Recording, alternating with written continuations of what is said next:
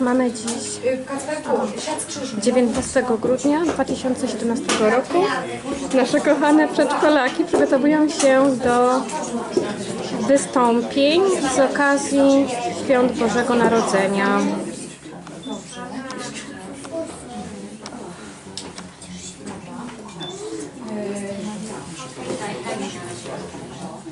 Jasełka odbędą się pod przewodnictwem pani wychowawczyni Agnieszki Chodakowskiej.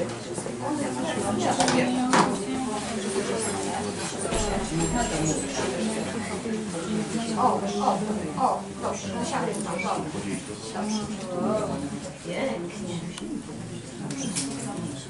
Pani Agnieszko, skrzydełko i dla Oli.